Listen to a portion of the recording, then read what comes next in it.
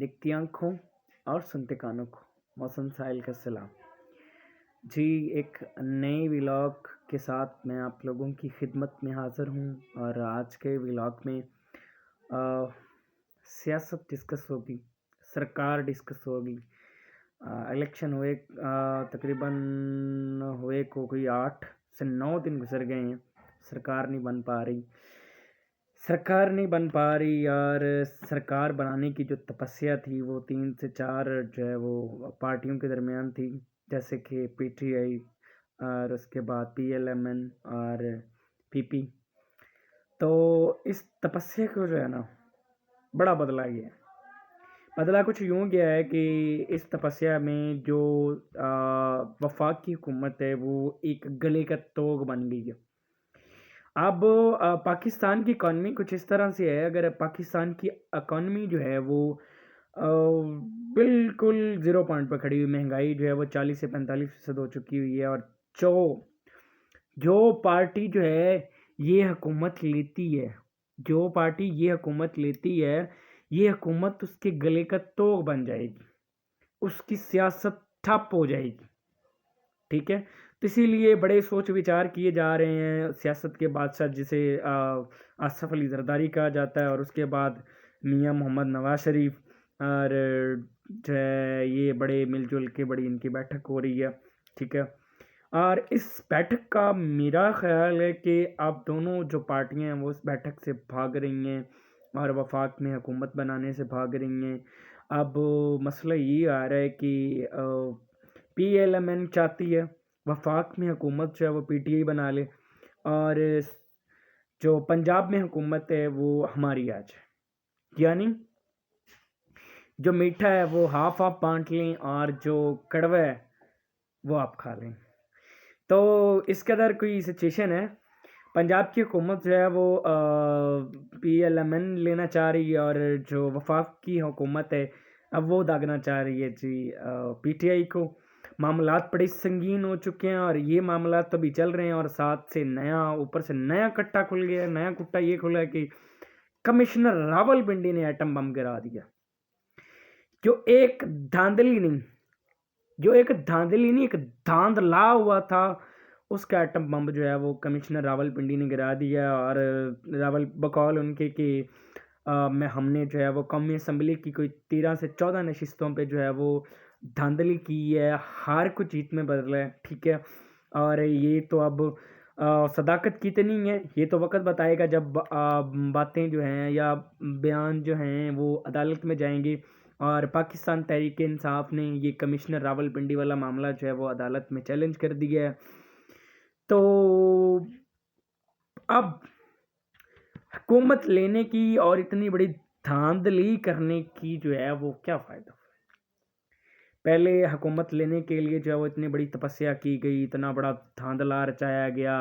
70 हज़ार लीड के जो कैंडिडेट्स थे वो जीत रहे थे, वो नीचे आ गए। और उसके बाद देख लें हम एमएनएस को जो जीत रहे थे, हमारे इधर विहाड़ी के एमएनए ताहिर इकबाल साहब वो जीत रहे थे। उनको हरासा किया गया, उठाया गया, उनको मनाया गया कि आप इधर आ जाएं। वो नहीं आए और उनको 4000 की लीड से हरा दिया गया। तो ये किया जा रहा था। तो अब जो है वो जहाँ तक धांधली है, तो धांधली करके भी आप सरकार से भाग रहे हैं, ये तो गलत बात है। ठीक है, सो अब आ जाते हैं इधर पीपी की तरफ। पीपी आज जलसा कर रही है टट्ठा में, और माशाल्लाह बहुत खूबसूरत बयानबाजी करते हैं। क्या नाम है, बिलावल भुट्टो साहब का। और वो कह रहे हैं कि हमें हुकूमत मिली तो हम ये कर देंगे, हमें हुकूमत मिली तो हम वो कर देंगे, हम अपने लिए कुछ नहीं करते हैं, हम जो है वो आवाम के लिए ये करते हैं, हम फलां करते हैं। भाई ये बयानियाँ बंद कर दें। ये बयानियाँ जो है वो आप चलाते आ रहे हैं सन 1971 से। ठीक है, आपकी पार्टी ने पाकिस्तान को 2 हिस्सों में तकसीम किया, आपकी पार्टी ने। ठीक है, उसके बाद जितना भी इंतशार फैला है आइन का, और यूँ कह लें कि एक आवाम का, वो आपकी पार्टी से फैला है। हमारे बहुत से लोगों को ये अवेयरनेस नहीं है कि 1971 में मशरक़ पाकिस्तान जो था वो हमसे क्यों अलग हुआ था, वो मामला भी कुछ इस तरह से है कि इलेक्शंस हुआ था और मुजीबुर रहमान ने सीटें जीती थी गालिबन कोई 1 से 160 के लगभग, और हमारी स्टैब्लिशमेंट ने जो है वो सीटें जो है वो उसका रद्द-बदल करने की कोशिश की थी, और हमारी स्टैब्लिशमेंट ने जो है वो 80 सीटें जीती थी। पीपी के जो है वो जुल्फ़िकार अली भुट्टो साहब ने, जो इनके नाना साहबज़ादे थे, उन्होंने, और अल्लाह पाक उनको जन्नतुल फिरदौस में आला से आला मकाम अता फ़रमाए। लेकिन बातें जो हैं वो की जाती हैं, डिस्कस होती हैं, क्योंकि तारीख़ जो है, तारीख़ जब तक हम नहीं जानेंगे तब तक हमें ये चीज़ खुल के सामने नहीं आएगी कि हम हैं क्या, या हम क्या कर रहे हैं, या कौन हमें कौन-सी ड्रामेबाज़ी करवा रहे हैं, ठीक है? सो तब ये इनकी वजह से एस्टेब्लिशमेंट ने इनका साथ दिया, जैसे ये धांधला किया गया, सेम वैसे धांधला किया गया, और उन्हीं वजूहात की बिना पर मशरक़ी पाकिस्तान से अलग हो गया, ठीक है? सो अब कौम जाग चुकी है, और कौम जो है उन्होंने बाहर निकल के वोट कास्ट किया, वोट कास्ट करके उन्होंने ये बताया कि हम जो हैं, हम एक आज़ाद मुल्क के बासी हैं, हम एक इस्लामी जमहूरिया पाकिस्तान के बासी हैं, और हम जो है वो जीत कर वोट डाल कर इलेक्शन जीत कर हम अपनी मनपसंद का हुक्मरान ला सकते हैं, ठीक है? सो ये चीज़ें हैं, ये चीज़ें आप लोगों के साथ डिस्कस की हैं, और वो कहते हैं ना कि जब गद्दारों और काबज़ों और ज़ालिमों के ख़िलाफ़ बगावत नहीं की जाती तो ग़ुलामी कौम का कल्चर बन जाती है।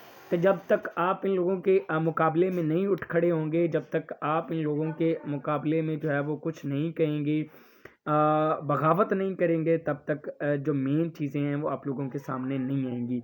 उसके बाद आइन सिर्फ आज़ाद और बाइख्तियार कौमों के लिए होता है। आइन सिर्फ आज़ाद और बाइख्तियार कौमों के लिए होता है, ग़ुलामों के लिए बंदूक, फ़ौज और मज़हब होता है। ग़ुलामों के लिए बंदूक, फ़ौज और मज़हब होता है। मोहम्मद मोहसिन, अल्लाह निगहबान।